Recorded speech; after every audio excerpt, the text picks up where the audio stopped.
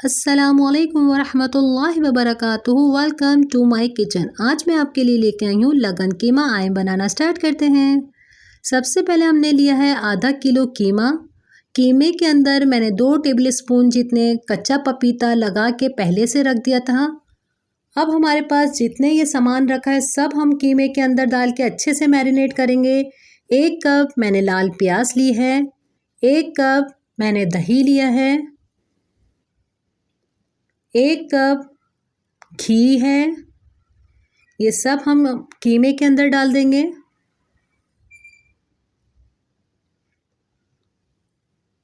अच्छे से इसे मिक्स करेंगे। डालने के बाद हम 1 टेबल स्पून मैंने लहसुन अदरक का पेस्ट लिया है, 1 टेबल स्पून पिसी हुई खसखस ली है।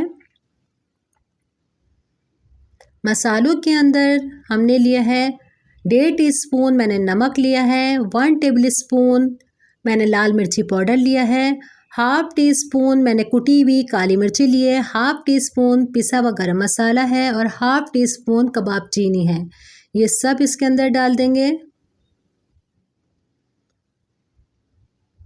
6 मैंने हरी मिर्चें ली हैं और 2 टेबल स्पून जितने मैंने पुदीने के लेके उसको भी मैंने पीस लिया। ये डाल दिया हमने कीमे के अंदर।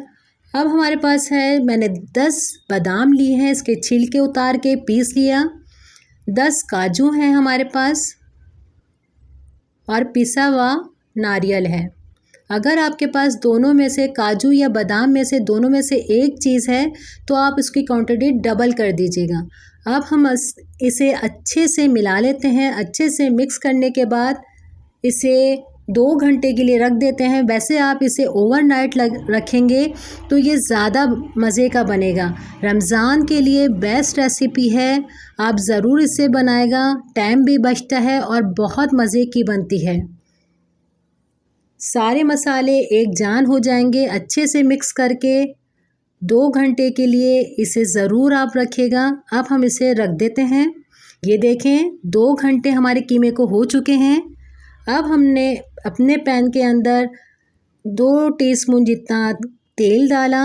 तेल डालने के बाद हमने ये सारा कीमा डाल दिया कि हमारा कीमा अच्छे से इसमें गल जाए। आप देखें मैंने ऑयल इसलिए डाला है कि हमारे जो पिसा हुआ खोपरा, बादाम, काजू डालें वो नहीं लगे। अब आप देख सकते हैं मैंने बिल्कुल पानी नहीं डाला था, ये अपने ही पानी से गलावट आ गई है और अपने ही पानी से ये खुशक हो गया है। अब मैं आपको इसकी बिल्कुल फाइनल लुक डिश आउट करके दिखाती हूँ। ये देखें हमारा मज़ेदार सा लगन कीमा तैयार है। आप इसे ज़रूर बनाएगा, आपको अच्छा लगेगा। नेक्स्ट रेसिपी के साथ मैं दोबारा हाज़िर होंगी। अपने घर वालों का बहुत ज़्यादा ख्याल रखिएगा। मुझे अपनी दुआओं में याद रखिएगा। अल्लाह हाफ़िज़।